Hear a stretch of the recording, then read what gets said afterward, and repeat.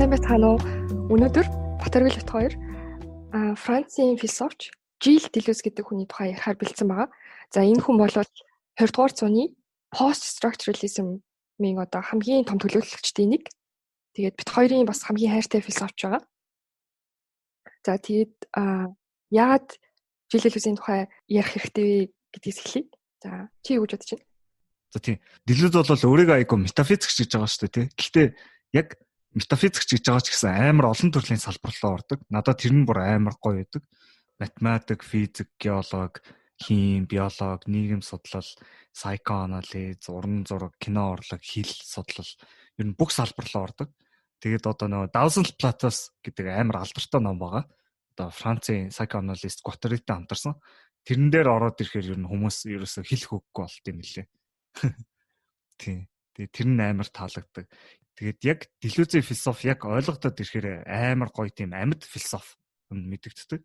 Юмыг одоо хөдөлгсөн, донцлогсон амар эрчимтэй. Тэгээд ер нь тийм болохоор бас Ницшегийн амин сүнсийг агуулсан гэж бол би боддог. Тийм тэгээд Делюз бол маш баялаг концепт бүтээсэн тийм философч.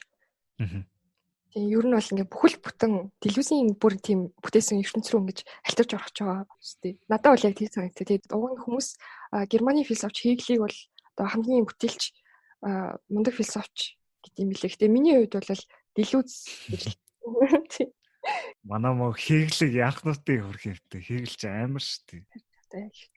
Тэгээд Жиль Делюзийн гаргасан санаа ер нь яг яагаад чухал юм бэ гэхээр Жиль Делюзийн санааг ярихын тулд заавал бүр тийм философийн түүхийг ярих шаардлагатай болт юм билээ.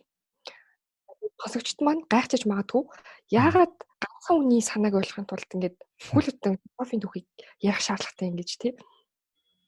Учир нь гэх юм бол одоо яг бүхэл бүтэн 2500 жил явж ирсэн одоо тэр философийн хэв маягийг бол тэр чигт нь эргүүлсэн байгаа.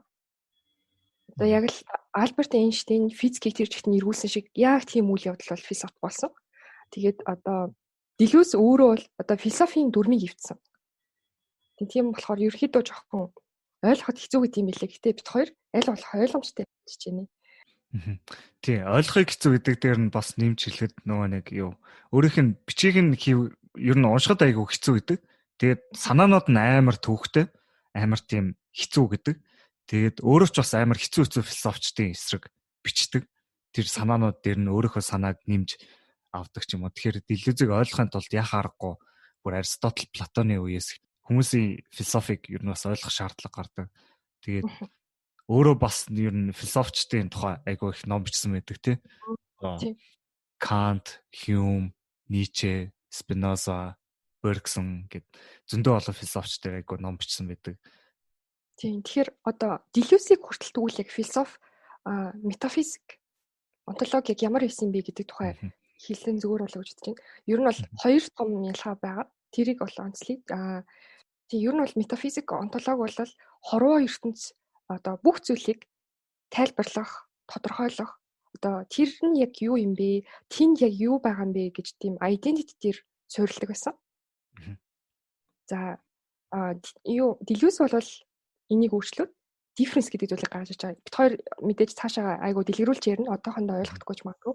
За тэгээд хоёр дахь ялгаа нь хэм бол одоо дээр доор ноёлогч, ноёлогдогч гэх мэт одоо тийм ирэмб, шатлал бүтэц үүсгдэг байсан. Иерархи гэдэг тийм. Тийм. Энийг бас эвдсэн байгаа.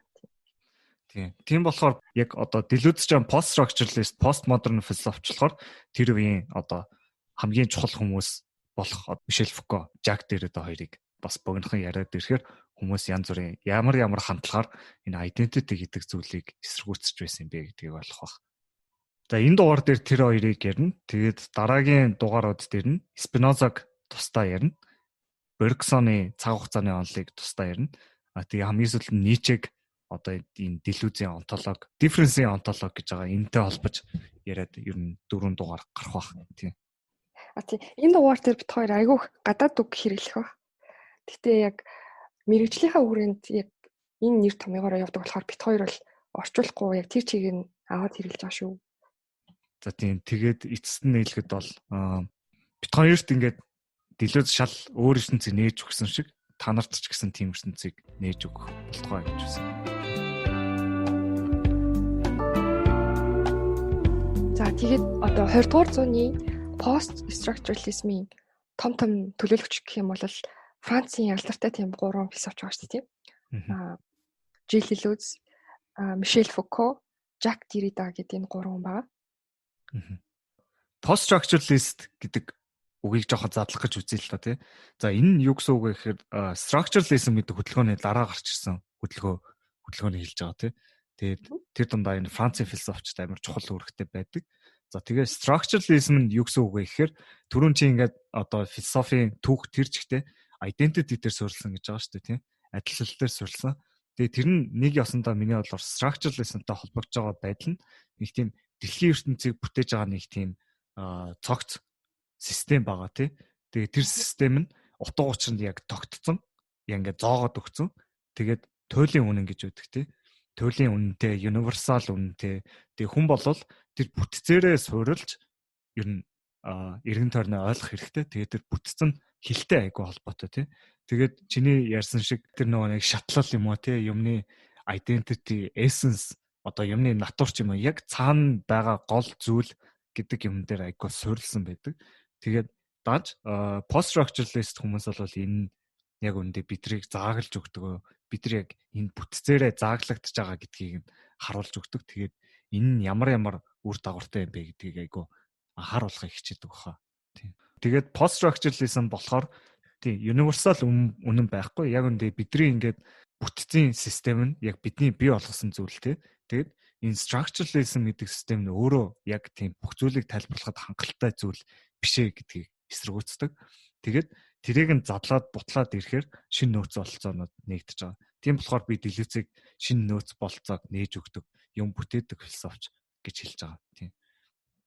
Тийм Делeuze-ийг хүртэл одоо post structuralism-ыг хүртэл явж ирсэн философ бол дандаа бүтэц гаргаж ирсэн. Ерөнхийдөө нэг тийм дүрм тогтоогоод байгаа юм шиг тийм.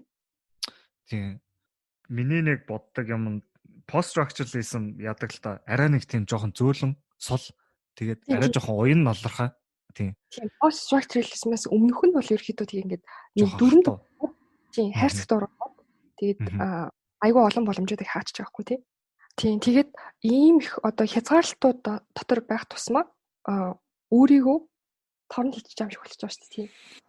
Тэгээд ийм бүтцээсээ болоод яг баригж байгаа хэлбэр нь ер нь янз бүрээр байгаа. Одоо Фуко бол нийгэмдэр бид нар яаж өөр өөрсдөө зааглаж байгаа харуулж байгаа шүү дээ тийм. Тэгэхэд дээрэд бол хэлээр харуулдаг. Мишель Фуко Жиль Делeuze-тэй бол айгүй сайн найзууд байсан юм билээ. Амьдрал дээрээ. Тэгээд баг анх ажилд оруулж өгч исэн тэр гэдэг юм билээ. Сайн ах байсан шүү дээ. Тийм сайн ах байсан. Тийм тэгээд Фукогийн өөрийнх нь одоо философи нь болохоор одоо бидний дагдаг одоо энэ хязгаарлалтууд нийгэмд тогтсон байгаа энэ хязгаарлалтууд яг хаанаас гаралтай юм яагаад бид нар дагаад байгаа юм гэдгийг айгүйх асуудаг. Тийм гэхдээ тэдгээр шалтгаанууд нь бол ерөөхдөө дандаа түүхэн үйл явцаар тий түүхийн туршид тогтсон тий антропологийн тийм хариултууд айгүйх байдаг. Генеалог. Тийм. Бас тийм антрополог генеалогийн хариултууд. Одоо жишээ нь яагаад бид нар шорон бариад тэнд одоо буруу зүйл хийсэн хүмүүсийг хориод итгийм. Яагаад жишээ нь ижил хүсдэг хүмүүсийг нийгэм тэр чигтээ хүлээн зөвшөөрдөггүй юм те. Олон хязгаарлалтуудыг ерөөхдөө дандаа асууж бичдэг байгаа. Тэгээд эдгээр одоо үүсгэсэн бүтц маань өөрөө хүнийг эргээд айгүйх хязгаарладаг, заагладаг. Хүний оюуныг айгүйх барьдаг гэж бас айгүйх үздэг. Тийм. Ер нь Фукод Хайдеггер Ницше хоёр амар том нөлөөтэй. Зүгээр Ницшегийн жишээлбэл одоо тэр генеалог гэдэг санаа нь Ницшегээс гаралтай. Моралын генеалог гэдэг ном байдаг шүү дээ Ницшед. Тэр бол одоо бидний мэддэг сайн болон хорон гэдэг ойлголтууд морал хаанаас гарч ирсэн юм бэ гэж асуудаг та. Тэгээд тэрийг ингээ яг судлаад яваад ангууд яг үүндээ нэг тийм эссенс, юмны ардах эссенс, тийм туйлын үнэн, мөн чанар биш. Яг үүндээ түүхэн үйл явцаас яаж бий болсныг харуулдаг. Тэгээд тиймэрдүү төстэй анализыг Фуко хийгээд ирэхээр нийгэмдэр гарч иж байгаа бидний нөхцөл байдал яг ямар шалтгаантай байсан бэ гэдгийг харуулахыг хүсдэг. Тэгээд нийгмийг хүмүүс дандаа сайжирч байгаа гэж боддог. Гэхдээ тэр нь яг үндэ тийм биш байдгийг харуулдаг л та. Тэгээд илүү нийгэмтэй политиктэй холбоотой байдлаар яаж ийм зүйлүүдэд гарч ирж байгааг харуулдаг. Тэгээ одоо хамгийн энгийн жишээ нь миний бодлоор бол хүний sexuality те. Sexuality-г бид нар бүр одоо бодоход баг амар олон жилийн турш ер нь normal sexuality те. Heterosexual эрэгтэй эмэгтэй хүний хоорондох sexual харилцааг илүү нөгөө нэг хэвэн гэж үздэг. Тэгээ тэрнээс босод бүх зүйл нь гажсан гэж үздэг те. Тэгэхэд одоо яг сүүлийн хэдэн жилээс эхлээл бид нар ижил хөөстөн хүн, bisexual хүн, олон хэвтагчтай хүнийг илүү хүлээн зөвшөөрч ирж байгаа. Тэгээ тэр битгий хэл зүгээр эмэгтэй хүн төрүүлж секс эхлүүлэхийг хүртэл бид нар одоо эсэргүүцдэг байсан. Тэгээ бүр шийтгдэг байсан ч юм уу тий. Тэгээд Фуко бол асууж байгаа байхгүй ер нь бас бодоод үзэхэд яг энэ секс гэдэг нь яг цаанаасаа ингэж хэвийн болоод хэвийн биш гэж хуваагдаж байна уу? Эсвэл бид нар өөрсдөө гаргаж ирсэн байна уу гэхээр яхаарахгүй бид нар өөрсдөө гаргаж ирсэн. Тэгээ эднэрт одоо янз бүрийн шалтгаанууд байгааг ер нь бол түүхийн цаг үеэр харуулахыг хичээдэг. Одоо тэр дунд нь католик шашин бол амар том нөлөөтэй байсан тий. Тэгээд бид нар өөрсдөө ингэж бариад ирэхээр яаж амьдарч болох вэ гэдэг талаар жоохон боогдож эхэлдэг. Энэ нь яг бидний нөөц болцоонуудыг хааж өгч байгаа нэг тал юм уу? Тийм, манай Фукуч бас өөрөө гээсэн л та. Тийм. Тэгээд sexuality-ийн тухай 500 утас ном бичсэн. Гэтэ бүр хайрын тухай тэр номд нь ерөөсө 2 нүүр хүртээгүйтэл орсон гэт юм бэл. Тийм. Гэтэ Фукуч амар харамсалтай нөгөө нэг дохоор нас орсон байдیں۔ Тийм. За тэр ч нэг хамаагүй. Тийм. Тэгээд бас би бас 13 дугаар дугаар дээр юу шоронгийн системийн талаар ярьсан. Тэгээд Фуко бол одоо яаж тэрэнд яг шоронгийн системийг ярьсан байдаг л та. Шорон ингээ бидрийг амар ингээ хүмүүсийн нүдэн дээр амар тамалдаг байсан. Тэгж байгаа тэр нь илүү дотгошоо ингээ чимээгөө тамалдаг байсан тий. Тэр бол хамгийн энгийн жишээ. Яг ингээд өнгөцгөн харахад бол за нийгэм сайжраад илүү хүнлэг болж байна гэж боддог тий. Гэхдээ яг энэ цаанд яг юу болж байгаа вэ? Яаж нийгэм бидрийг илүү номхон дуутай болгож байгаа вэ гэдэг санаа нь явж идэг. Тэгээд одоо panopticon гэдэг ойлголт байдаг. Тэр ойлголт нь одоо зөвхөн шоронгийн системт биш, имлэг, сургууль, компани юу гэдэг ингээ бидний амьдралын бүх хэсэгт ингээ нэвчээд орцсон. Тэгээд бид нар тэдрийг анзаардаггүй гэдэг санааг амар гаргаж өртөг. Тийм. Тэгээд иймэрдүү зүйлүүд зааглалтууд бидэрт байдгийг бид нар ч ер нь харуулахыг хичээж байгаа. Тийм. Тэр байдлаараа тийм бидэрт ямар нөөц олцоо байж болох юм бэ? Эсвэл одоо байгаа нөхцөл байдлыг яг ямар юм бэ гэдгийг харуулад тэгээд яаж өмнө нь ямар байсан. Тэгээд заавал өнгөрсөн лугаа буцах албагүй л те. Гэтэ яагаад тийм байсныг харуулахыг хичээдэг хаа. Тийм. Тийм тэгээд яг ингээд фокус миний зүгээр хувийн бодлоор бол бас тийм нэг юмны ард нуугддаг юмнуудыг амарсаа олж хартдаг юм шиг санагдсан. Жишээлбэл одоо мэдлэг нь хүч чадалтай нэгт холбоотой. Бүр яг фокус юм бол ижлэн гэж хэлж байгаа. Тэр бол амар сонирхолтой санаа. Тийм. Бид нар одоо үнэнг хайх биш үү те. Шинжлэх ухааныг бол яг тэр универсал үннийг олох гэж байна гэж үздэг шүү дээ те. Тэгэхээр post-structuralism угаасаа тийм яг үүсгдэг. Яагаад гэвэл одоо за нэг шинжлэх ухаан гарч ирэл. За энэ бол туйлын үнэн те. За бидний normal sexuality бол heterosexual юм аа. Бусд нь гажсан юм гингүүд тэрийг хүч олгож ашиглаж байгаа байхгүй юу? Тийм болохоор тэр мэдлэг нь хүч гэж байгаа. Бас эсэргээрээ хүч нь өөрөө мэдлэг үүсгэж байгаа. Тийм. Одоо шинжлэх ухаан амар хүчтэй байвал нэг мэдлэг ингээд за энэ бол ийм байх ёстой гэд юм заагаад гаргаад өчөд тэр бол хүч чадал. Тийм.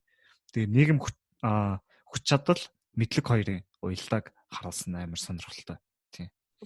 Тэгэл ер нь яг шүүмжилж байгаа зүйл нь бидний энэ одоо юмыг харж байгаа хэм маяг нь цаанаа л нэг тийм алдаатай байгааг бас харуулахыг хүсдэг тий. Тийм. Бидний бодож байгаа шиг яг тийм объектив универсал ертөнцтэй тэрний ерөөсө таардгүй гэдгийг шүүмжилдэг тийм. Тэгээд энэ нормал хэвийн болоод хэвийн биш гэдэг нь зүгээр л шүүмжлүүдийнх нь зүгээр нэг жишээ.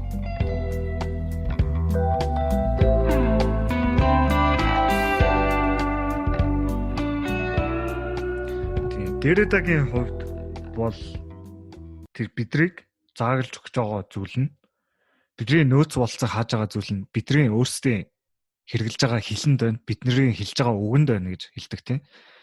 Яг Фуко бол илүү нийгэмдэр бид нар яаж энэ заглалтууд гарч иж байгааг хэлсэн бол Деррида илүү хилийн онолыг авдаг. Тэгээд Дерридач бас нэлээд зөрчилдөөнтэй айгүй controversial философч. Зарим хүмүүсийг бол зүгээр Derrida-г алиалагч тэгэл нэг худлаа ярьж байгаа юм угаасаа л худлаа гэж хэлдэг. Тэгээ хүмүүстэй тоглоод нэг гэж боддог. Тэгээд нөгөө Кембрижийн их сургууль нэг медаль өгсөн чинь тэрний эсрэг бас бослого гарсан юм билээ. Тийм. Тэгээд ер нь философийн түүхийг бодоод үзэхээр яг үндэ бидний оюун санаа энэ дэлхийн ертөнцийн яг суурь фундаментыг айгу бий болгох гэж хичээдэг тийм. Тэгээд тэр нь хэлтэй айгу холбоотой байдаг. Одоо Wittgenstein жишээлбэл яг хэлнийхаа системээр дэлхийн ертөнцийг бүгдийг тайлбарладаг ч юм уу тийм. Тэгээд тэнгуут дээрэд бас ерөнхийдөө төстэй аргачлал баха. Яг бид нар яг хэлний бүтцэнд үг хэлэхдээ зарим нэг ойлголтыг бусдаас нь илүү үздэг тийм шатлал маягийн бас гаргаж ирдэг гэдэг нь бас харагддаг. Тэгээд постstructural философчд бол ер нь тийм шатлалд нэг дургу байдаг шүү дээ. Ер нь тийм шатлал юм уу identity тийм. Тэгээд энэ дээр зүгээр нэг жижигхэн санаа өгөхөд бид нар үг хэрэглэж байгаа нь тэр зүйлийг байх гэдэг зүйл дээр суурилж байгаа гэсэн үг. Гэхдээ тэгэхээр тэр байхгүй гэдэг зүйл нь илүү тийм хоёр дахь маягийн гэсэн үг. Гэхдээ яг үндэ энэ хоёр нь яг нөгөө нэг yin yang шиг уг нь бол зэрэгцэж явж байгаа ойлголтууд. Гэхдээ бид нар яг байх гэдгээр нь илүү тэгж хандаж шатлал үүсгэсэн байдлаар хэлээ бүтээсэн болохоор хэлэн угаасаа тийм бүтцтэй байхаас өөр аргагүй болохоор эннээс эхлээд ядаж ингэж жоохон эргцүүлж бодох юмнууд гарч ирдэг. Тийм болохоор Derrida-гийн хувьд л ер нь үг болвол хизэж тийм тогтсон байж чадахгүй. Үгний утга нь хүртэл өөрөө амар хөдөлгөөнтэй байдаг. Тийм болохоор философийн суурийг бий болгож чадахгүй гэж хэлдэг юм шиг санагдсан. Хэлээр дамжуулж хүмүүс бодож байгаа шүү тийм. Хэлээр дамжуулж явж байгаа. Хэлээр дамжуулж бэлтээд явж байгаа. Тийм учраас. Гэтэ нэрээ бодоод үзэхээр бид нар би нэг үг хэллээ. За нохоо ч юм уу юу гэдэг. Эсвэл за шудраг ёс гэж. За шудраг ёс гингүүд энийг хүмүүс объектив үнэн гэж боддог тийм. Тэгэд энэ яг тогтцсон нэг зүйл байна гэж боддог. Ер нь хэлчин яг заавал юмыг тогтоогоод зааглаад одоо би тэр үгээрээ нэг юмыг барьж авах гээд байгаа шүү дээ тийм. Тэнгүүд Derrida бол тэр баригдахгүй гэж хэлж байгаа. Тэр үгийг тодорхойлохын тулд бусад үгнүүдийн тайлбар шаардлагатай болдог тийм. Тэгээд тэдрийг тайлбарлахын тулд дахиад бусад үг хэрэг болно. Ингээл үг нь ингээд задрал үүсээд бахан сүлжээ болчихж байгаа. Тэгээд ерөөсө тэрэнд нь төгсгөл авахгүй. Тийм. Энүүгээрээ болохоор нөгөө distraction хийж байгаа тийм. Тийм. Deconstruction.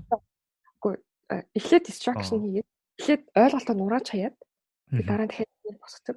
Тэгээд distraction хийгээд дараа нь construction хийгээд тэгээд нийлээд deconstruction. Distraction гэдэг нь Heidegger-аас ирсэн ойлголт юм шиг үлээ. Тийм. Тэгээд deconstruction ч Derrida-гийн хувьд амар том. Тэгээд тэр нь ямар аргачлал вэ гэхээр бид нар яг үгийн утгыг ингээд задлах юм бол яг тийм туйлын үнэ бас яг байхгүй болчихдгоо. Тийм суурьгүй хөдөлсөн тийм баригдахааргүй тэгээд бусад үгнүүд рүүгээ жоохон өөрөөхөө юу гэмтэй. Чи яг юу гэдэг байгаа юм гинэхгүй тэр хэд мэднэ гэд тэгж байгаа юм шиг л. Тэрнээс асуу гэд тэгж байгаа юм шиг. За. Тийм болохоор ер нь эцэст нь дүгнэж хэлэхэд яг хэл бол амар тийм уян налархай. Тийм уян налархай талыг нь бид нар нэг анзаарахгүй яг эсрэгээр амар хатуу барих гад байдаг үгнүүдээр. Тийм тэгэхээр тийм уян налархай тэгээд бас нэг тоглоомоглоо гэж хэлдэг шүү дээ Wittgenstein. Тийм тэр талыг нь бас илүү харуулсан байдаг баха. Тийм. Тэгээд тэр талыг нь гаргаж өгснөөр бид нар илүү юмыг хааж барихгүй илүү нээж өгөх талыг харах хэрэгтэй баха. Тийм мэдгүй зүгээр дэлгүүс чинь айгуу тийм оптимист юм шиг санагдаж байна шүү дээ. Юу ч үгүйсэхгүй. Тийм тэгээд амар их боломж нээж өгдөг амар хөөрхөн. Зарим философчид ч ерөөхдөө хүний ямарч барьцгүй болгочдөг шүү дээ. Тийм айц зөрүүлэн ямар ч шийдэл байхгүй зүгээр эн чин худлаа эн чин буруу гэд бүх юмыг эргүүлээд хайчдаг гэсэн хаач хам мэдхий болчдаг хүмүүс. Тэгэхээр ямарчсан илүүсийн уушууд бол амар гоё сейф мэдрэмж төрдөг шүү. Тэгээд нүд нээж өгдөг, боломж нээж өгдөг болохоор тийм барьцгүй юм шиг хэцүү мэдрэмж үл өсдөхгүй. Тийм тэгээд ер нь базарч хэлэхэд бол ер нь ихэнх пост structuralist философчд бол метафизикийг үүсгдэг юм шиг санагддаг. Тэр дундаа одоо онтологийг эсрүүцдэг. За онтологи нь юу гэсэн үг вэ гэхээр юмны яг тэр цаана байгаа мөн чанарыг олох гэж хичээж байгаа гэсэн үг. ерөөсөө тэр байгаа зүйл оршихуйч гэдэг юм уу тий. Тэр зүйлийн яг ард нь юу байгаа юм би тэрийг нь шавхаж гаргаж ирэхийг хүсдэг. Гэхдээ бас тэр нь илүү одоо аналитик талын онтолог гэдэг ойлголт нь бол яг одоо хорвоо ертөнц юунаас бүтэж ийн ямар бүрэлдэхүүн байна вэ гэж асуухыг хүсдэг байх л та. Гэхдээ Деррида Фуко бол тийм онтологийг эсэргүүцсэн тийм. Деррида бол үгүй угаасаа чиний наадах чиг хэлэх гээд байгаа үгчэн угаасаа асуудалд орно гэд. Тэгээ Фуко бол ямар хүнд бол ямар нэг тийм туйлын эссенс натур гэж байхгүй тий. Тэр нь зөвхөн л бидний нийгмээс бий болгож байгаа хэвийн болон хэвийн бос гэдэг. Тэгээ хэвийн гэдэг зүйлийг л бид нар тэр туйлын эссенс үнэн гэж боддог гэж маадгүй гэд. Тийм. Гэхдээ Делюзийн хувьд тийм байдгүй юм шиг санагдаг. Делюз илүү яг уламжлалт философич юм шиг бас мэдрэмж төрүүлдэг л тий. Тийм. Тэгээ тийм болохоор Делюз бас онтологийг бол эсэргүүцэхгүй. Онтологоо бий болгоно.